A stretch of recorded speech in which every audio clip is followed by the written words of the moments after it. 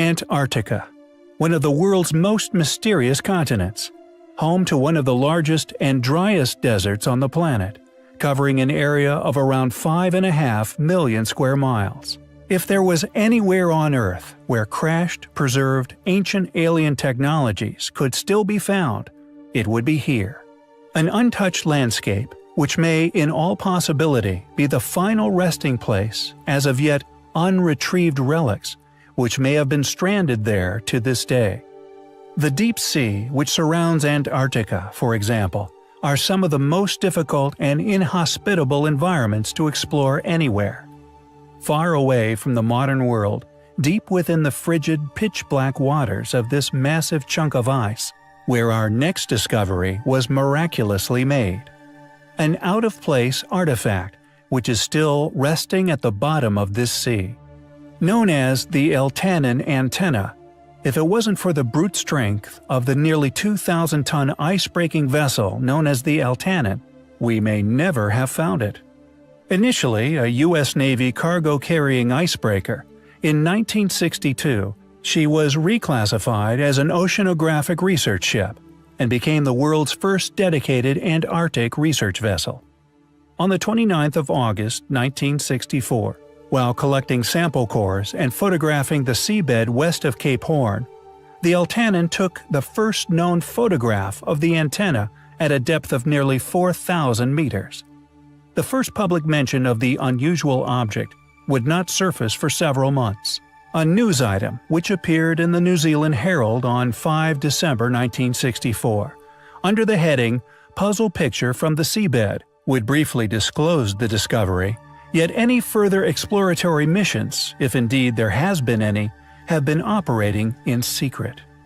Similar to the Baltic Sea anomaly, yet positioned at a far deeper depth, in an extremely remote, cold, and lonely part of our world, it too shows all the hallmarks of an artificially created object.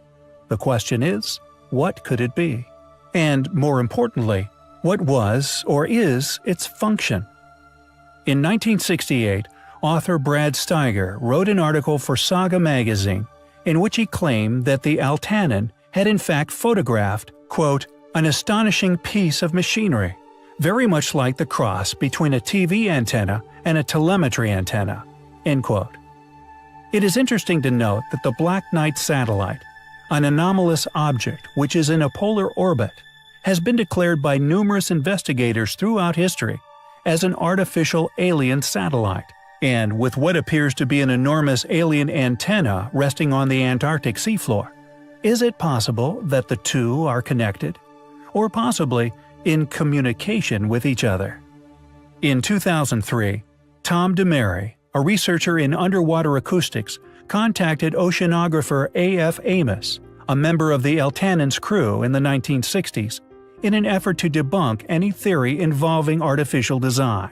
In turn, Amos referred DeMary to the 1971 book The Face of the Deep by Bruce C. Heezen and Charles D. Hollister. It seems Hollister had already attempted to identify the mysterious object as a carnivorous sea sponge. However, these attempts to discredit any unusual hypothesis was solely based on the same photographs we are privileged to. Further photographic exploration of the object, if undertaken, has been done in complete isolation from the public. What is the Eltanin antenna? A mere sea sponge? An actual alien antenna? Whatever it is, it seems certain fields of study would like you to believe it's natural. Regardless of whether confirmation of such claims was made, we always find this highly compelling. We recently discussed a curious find discovered within the tundras of Antarctica, an enigmatic anomaly seemingly sliding to a halt on the ice caps of the South Pole. We noticed the inaccessibility of the landmass, now permanently encased in over 2 miles of ice, capable of challenging the most experienced adventurer. It is a place little explored, yet regardless of this inhospitality, if it could be proven to possess any trace or series of ancient ruins, then it would prove beyond doubt that our continued posit that there exists a paradigm within historic academia, and that there is indeed a huge chapter of our history now lost, the knowledge of our origins, and these said paradigms would be proven as incorrect. For if there exists a now lost ancient civilization frozen and preserved beneath these ice caps, not only would their age be enormous, but their ruins a true testament to their capabilities. There are many ancient ruins here on our Earth, which we believe are undoubtedly older than we are now told. The Great Pyramids, the gigantic megaliths found at Baalbek in Jordan, Yangshan Quarry in China, all these ruins, and many more, could be far older than we are currently being taught, and their erosion-resistant characteristics will indeed ensure their existence far into the future. Many internet sleuths trawl pictures of not only Antarctica, but the reels of photos sent back by the Mars rovers, searching for ancient signs of life. And although many of the claimed ruins in Antarctica remain sketchy and little photographed, the next item of interest we find incredibly curious, and one of the driving reasons for this is due to these possible ruin similarities to one of the most impenetrable of them all, the fortress of Sacsayhuaman. However, what makes this image of a possible outer wall truly special is its possible scale. If indeed factually true, and this is indeed the remnants of an ancient fortress outer barrier, it would be over 2 miles in length. With the continent of Antarctica being a frozen tundra for over 20 million years, if these claimed ruins turned out to indeed be of artificial origins, it would undoubtedly force the age of man back by many millions of years. We hope more is done to explore the true nature of this curious feature. Even if it is nothing but a landmass, it is unquestionably highly compelling. So far, little is known regarding this site. What we do know is that it has been found within the Kola Peninsula. More expeditions to the area are desperately needed merely so we may pinpoint its location. Could, as the images suggest, we be looking at the tip of a pre-flood pyramid, one undoubtedly built many millennia ago by a now lost civilization? Scientists who have previously made an expedition to the site believe that the Kola Peninsula may be the ancestral home of the most ancient civilization on Earth, with some in the team courageously putting forward an argument for these huge stone slabs having been created no less than 9,000 and as far back as 40,000 years ago. With the fortunate development of ground-penetrative radar upon satellites, we may just be on the precipice of unlocking yet another lost secret of our forgotten past. Noted as being aligned with opposite cardinal points to that of Giza, perhaps these ruins buried beneath many meters of sediment have escaped the clutches of tomb raiders. Perhaps it will be the place which finally reveals to the world, intact, remains an archaeology of this now lost yet clearly once highly capable group. We will keep you posted on any further updates. It is a discovery which we find highly compelling. There is a conspiracy regarding our past, which, if true, so big, so far-reaching, it would not only have drastically changed the course of human history, but hidden by world powers for generations, through the facilitation of false flag events and even battling world wars. A claimed alternate reality, which if found true, is a secret discovered and attempted to be given to the masses over the years by some of the greatest yet also most ostracized minds of our age. A conspiracy that would not only explain the existence of inexplicably enormous buildings throughout our world, with seemingly no explanation for their constructions, materials, methodology, or real age. A theory which would not only explain the past purpose for the Great Pyramid, but also the exact purpose for their construction, their purpose for being. A lost civilization, one which apparently possessed world peace, constructed enormous grandiose buildings, and had access to limitless, completely free wireless energy throughout their world. And although such claims may appear to many as mere fantasy, a fairy tale, I would like to present a far-reaching sequence of events. A significant, although at present circumstantial array of evidence which, if all eventually corroborated as fact, will make you reconsider the entire world around you. One which, although you may find yourself in today, if this lost place finally successfully unraveled, could change forever. There have long been claims of a supposed mud flood, a mysterious event occurring far back within Earth's history. But what if this flood far more recent? What if through some process of mass migration, this civilization was simply replaced? An enormous section of history erased, stitched together with pieces from other chronologies all together. This is but one theory. Whatever happened, the buildings don't lie. What could have happened to this civilization? There is significant and quite strange evidence to support such claims of their prior existence. A world flood, which possibly wiped them out. This flood redistributing enormous levels of Earth over different areas of the planet, in doing so burying many parts of this lost civilization's legacy, with what survived often being left partially submerged in mud. Additionally, many of these buildings having photographs indeed claim to have been taken just after their construction. These buildings often found on hills, but also seemingly surrounded by no roads. Why build structures of such size without first installing roads? Perhaps more importantly, how does one accomplish such a feat? Furthermore, there is a notable absence of people in all of these images, as if our modern civilization merely re-inhabited these places a mere few generations ago. However, this does not explain the presence of native Indians within the Americas prior to its Western colonization. Yet, the conspiracy goes much deeper. Tartaria originates within, or was possibly rediscovered by Russian nationalists. Thus, its roots or the truth of the conspiracy perhaps lay within a dark secret. Perhaps Tartaria itself, a failed supremacist civilization.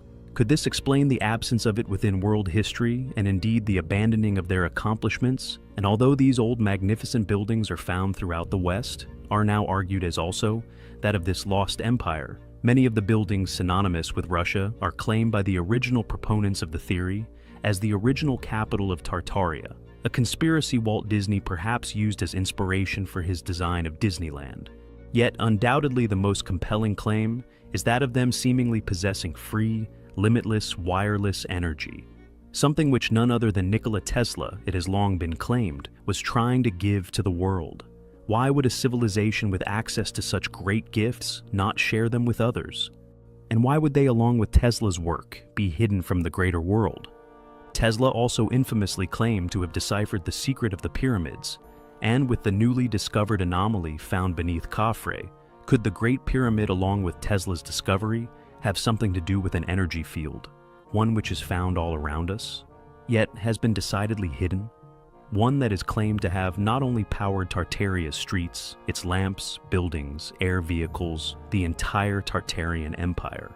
A field such as that of the ionosphere, possibly utilized for the navigation of airships, and ether, which by mastering its polarity allowed for free unlimited air travel. Could the UFOs we are seeing today be an advanced form of this technology?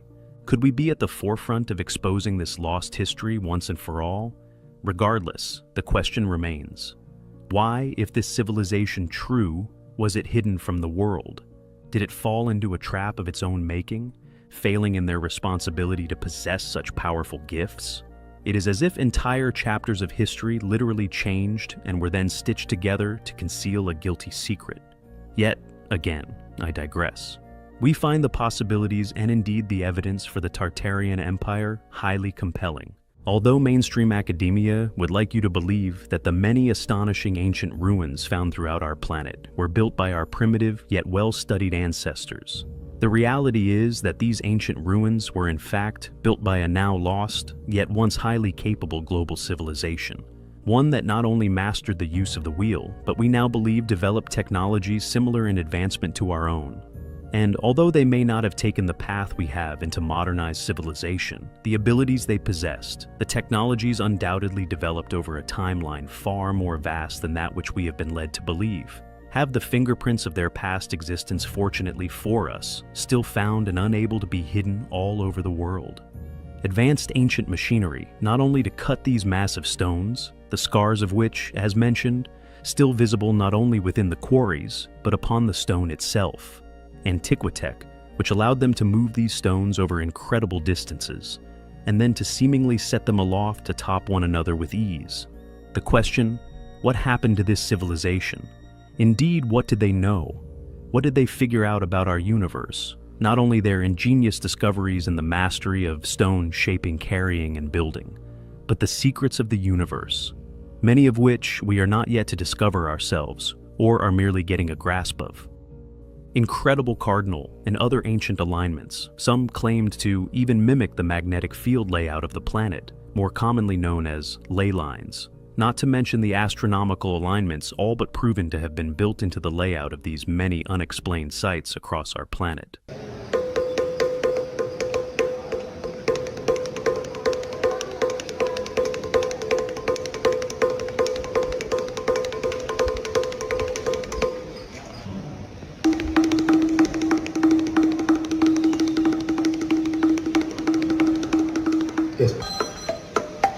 Why did sound resonance seemingly play such a significant role in the creation of ancient India, with many temples and their accompanying resonating pillars etched with 3D visualizations of sound waves?